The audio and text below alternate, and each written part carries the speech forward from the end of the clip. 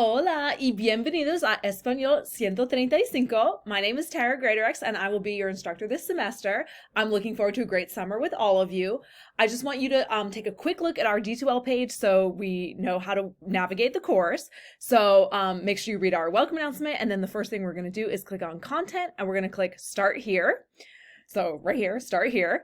So you should see this video. You will also see the calendar and some other important information here. So a big thing that's here is the summer class specifics. You're going to hear me say this now and then a bunch more times over the first week or so. The summer class is an accelerated version of this course. It's very fast. I actually don't recommend you take this course in the summer if you've never taken Spanish before. It moves so fast. You need a lot of time. If you're working full time, if you're taking other classes, if you've never taken Spanish before, this is not the format to take this course in. In the fall, we have much more time. In the spring.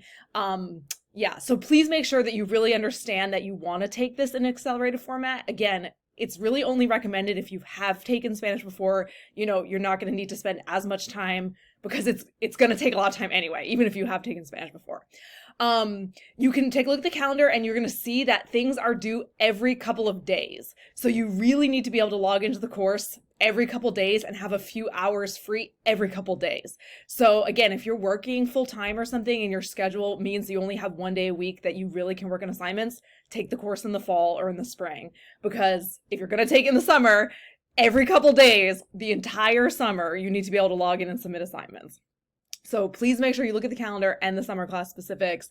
And under the summer class specifics, there's a little quiz that shows that you agree, that you understand about the summer course format.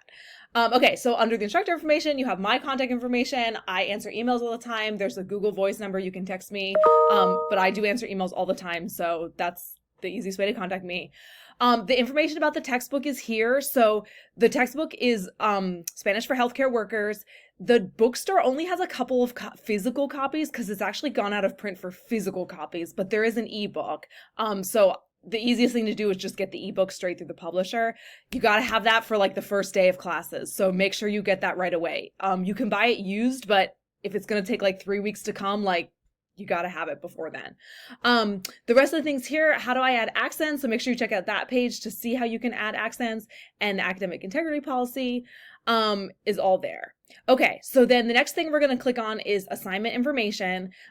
We have, again, the calendar here, and then just some more information about all the types of assignments. So you can see at the top of the calendar, actually, like the percentages of what we have. So we have homework packets that have unlimited attempts. Then we have quizzes that only have one attempt each.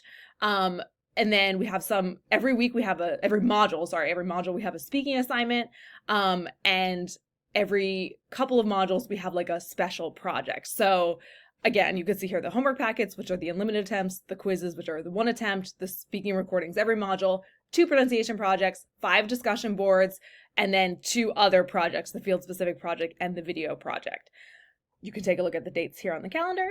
And again, there's just more information under assignment information about each of those things. Okay, so the way it's going to be set up is we're going to have our modules kind of combined. So we have modules 1 and 2, modules 3 and 4, modules 5 and 6. So you'll see for each module, these are the dates for both modules together, but then there'll be separate dates, like module 3 will be the first half of that and module 4 will be the second half of that. There is a little bit of wiggle room, like if you need more days on module 3, less days on module 4, or more days on module 4, less days on module 3, you can do that for the most part. But the dates for the discussion boards are set, so those you can't flex a little bit. Again, it's going to move really fast, so I don't even if the module 3 and 4 items are both due May 30th, you cannot leave them both for May 30th. You won't have enough time. You have to pace yourself and split them and spend a few days on module 3 and spend a few days on module 4. For modules 1 and 2, the due dates are really set for module 1 because we have to get those initial technical things out of the way, and you have to establish your attendance in the course. Since this is an online course, you have to get those initial module items submitted in order to establish your attendance in the course. Otherwise, the registrar will remove you from the class.